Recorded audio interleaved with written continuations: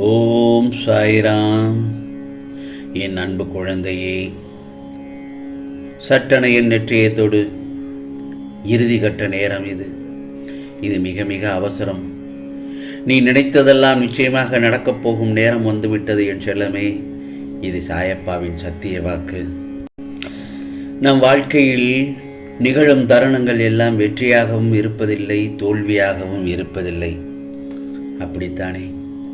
வெற்றிகள் என்றும் நிலைத்து இருப்பதில்லை, அதேபோல் தோல்விகளும் அப்படியே நிலைத்து யாருக்கும் கண்டிப்பாகவும் வருவதில்லை. வெற்றி என்றும் சந்தோஷம் தரும், ஆனால் அந்த சந்தோஷம் வாழ்க்கை முழுவதும் கிடைக்கும் என்று மட்டும் எதிர்பார்க்காதே. அதே மாதிரி தான் தோல்விகளும் கஷ்டத்தை தரும், அதுவும் நிரந்தரமாக வாழ்வில் நிகழ்வதும் இல்லை. வெற்றியில் ஆணவத்தை காட்டாதே, அதேபோல் தோல்வியில் விரக்தியை காட்டாதே. ஏனென்றால் இரண்டுமே வாழ்க்கை அல்ல.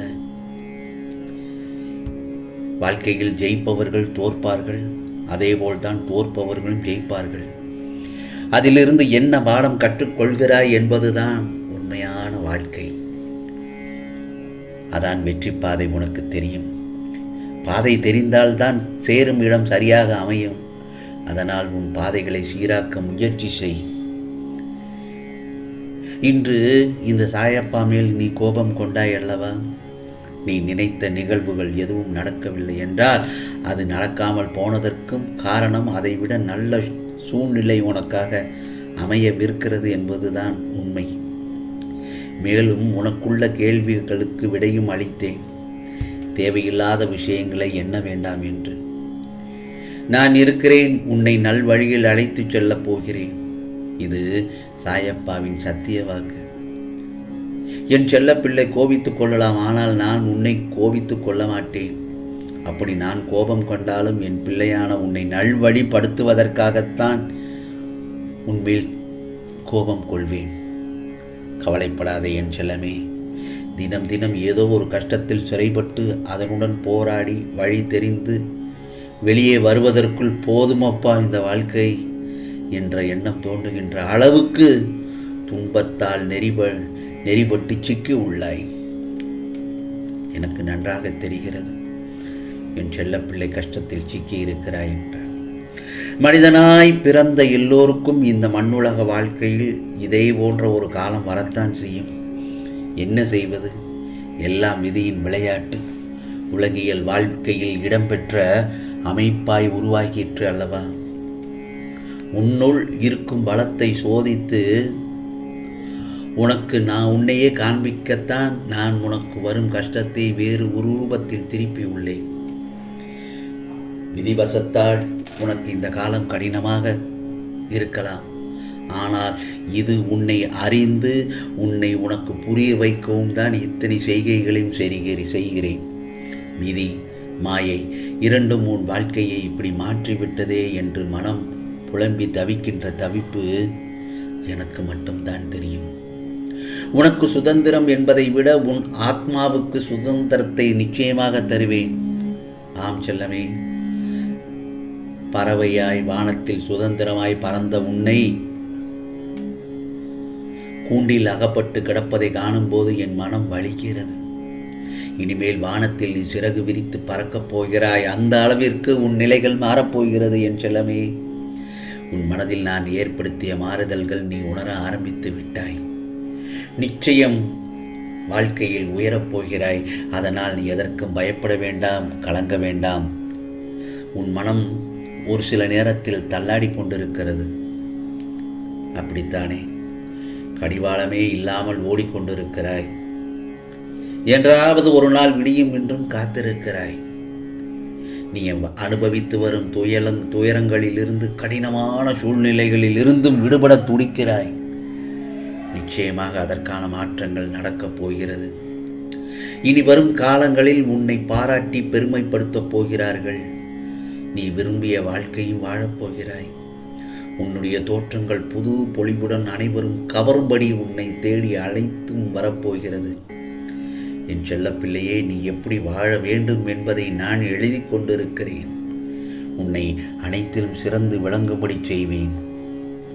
உன் வாழ்க்கையில் என்ன நடக்கிறது என்பதை உன்னால் உணர முடியவில்லையா? உன் பிரச்சனைகள் என்ன என்பதை அறிந்து கொள்ள முயற்சி செய் முதலில்.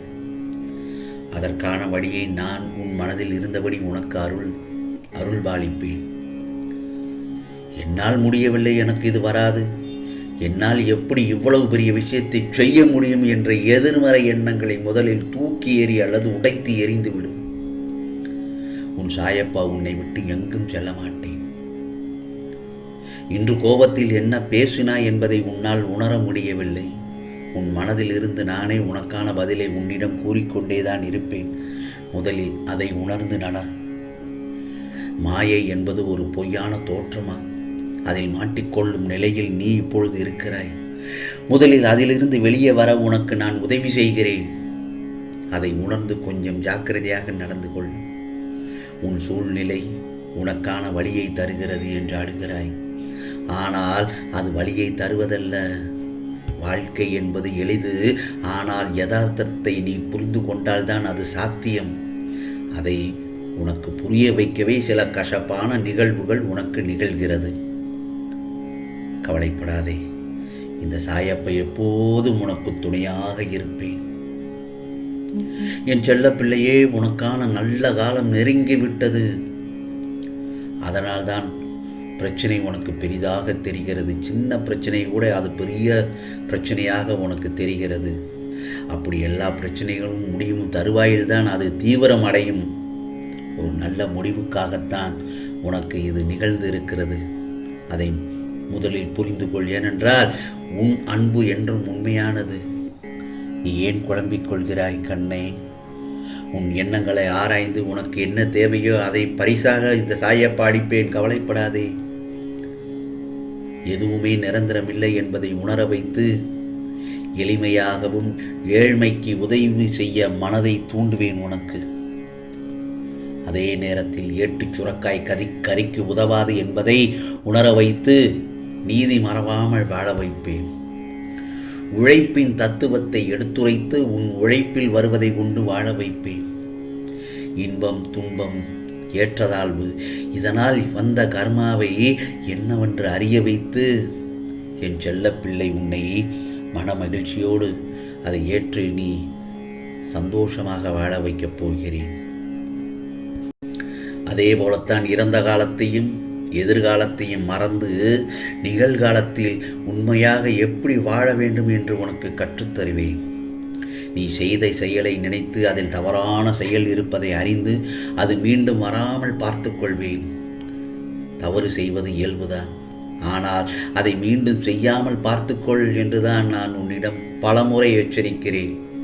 பிறர் உன்னால் படும் வேதனையை உனக்கு வினையாக தொடர்ந்து அது உன்னை மாயையில் சிக்க வைக்கும்.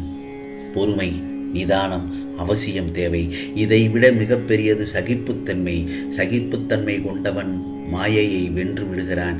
எனவே வாழ்க்கை பயணத்தை இனிமையாக்கி மாயையை வெற்றி கொள். இது சாயப்பாவின் சத்திய வாக்கு, அருள் வாக்கு. உனக்கானது எல்லாம் நிச்சயமாக நல்லதே நடக்கும், நல்லதே நடக்கும்.